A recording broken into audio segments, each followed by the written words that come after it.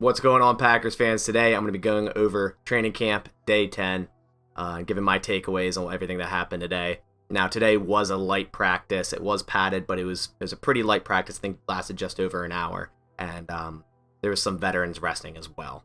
So since this was a light practice, I'm going to keep this short and sweet and jump right into it. So the veterans that were resting today were Preston Smith, Mercedes Lewis, and Aaron Rodgers. Now, Aaron Rodgers was present, and he was actually coaching up Jordan Love. He didn't practice at all. He wasn't in pads or anything, but he was present.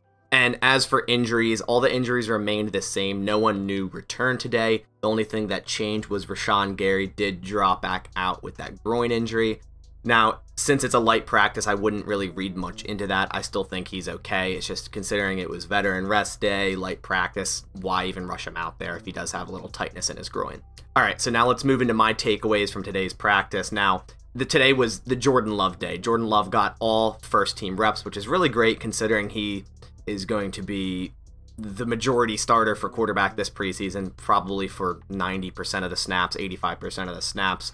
Now, there's multiple occasions where Aaron Rodgers was kind of coaching him up and even standing inches away from the huddle when Jordan Love was calling plays, just to kind of see how Jordan Love took command of the huddle and how he calls his plays.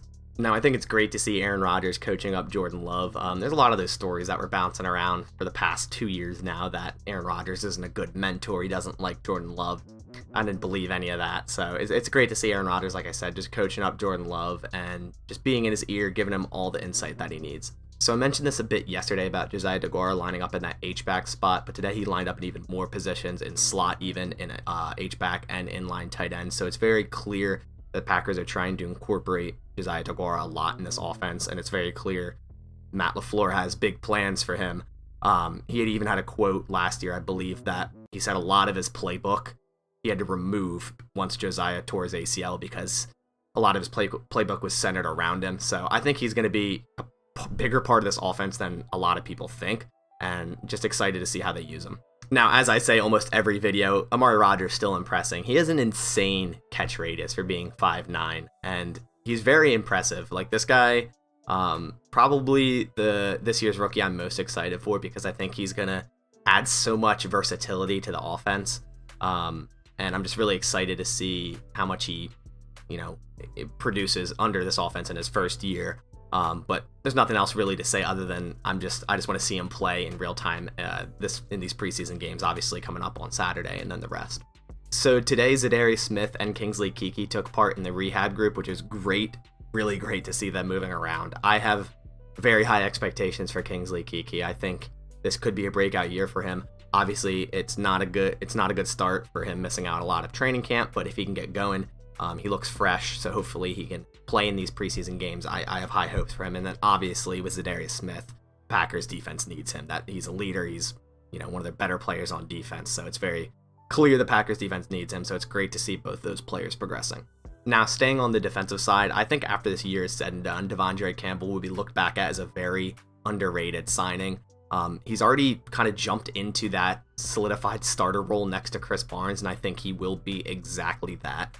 There's reports coming out that he's moving from sideline to sideline really fast. He's reading plays really fast. And the Packers need a linebacker exactly like that. Chris Barnes is more of that thumper type, drive into the backfield, stop the run type linebacker. And if we have a guy like Devonte Campbell who can cover running backs, cover tight ends, also stop the run and rush the passer, I think the Packers have, like I said, been missing a linebacker like that for a long time. So I think Devonte Campbell, like I said, could be a very underrated signing and actually give a lot to this defense. Now, one thing that's being noted with this defense is that dime packages are pretty seldom now. Now, obviously, they're still running a lot of nickel packages as to be expected, but a lot of reporters have been saying that dime hasn't really been big dime and dime hasn't really been ran that much. And honestly, I'm okay with that. I think Joe Barry's going to offer a breath of fresh air to this defense, and I'm not a huge fan of dime anyways. It seems like teams can run all over you when you're stuck in that package, so I'm completely okay with this. So another thing about today's practice was there's a lot of reps going around for first team reps for young defenders, obviously with Za'Darius Smith out, Preston Smith, Rashawn Gary, and Kenny Clark all out today. TJ Slayton got some reps with the ones there at nose tackle. I've talked about him plenty. I think he's going to contribute a lot this year. And then also Jonathan Garvin and Galliai got plenty of reps at that outside linebacker position. Obviously, both fighting for that outside linebacker 4 spot. So lastly, it's becoming more and more likely that Oren Burks, this is weird to say, but might be actually a roster lock due to special teams. In the presser after practice, Matt LaFleur even said and called Oren Burks a major player for them on special teams. So, if these bottom of the line or bottom of the roster players contribute a lot on special teams, they will make the roster. Now, I thought they drafted Isaiah McDuffie to be that special teams linebacker, but with him starting the training camp on NFI, he hasn't really had much time to practice. So it's becoming, like I said, more and more likely that Oren Burks is, weirdly enough, a roster lock. So that's about going to do it for today's video. Like I said, the practice being very short, pretty quick video here on my takeaways from this practice. The Packers do practice tomorrow on Thursday and then have an off day Friday, of course, right before the first preseason game Thursday, which, again, I've said it multiple times in my previous videos, I am extremely excited for, and I just cannot wait to see these rookies run around. I cannot wait to see Jordan Love get some real-time NFL snaps and watch him sling the ball around. So on that note, I'll catch you on the next one, and as always, go Pack Go.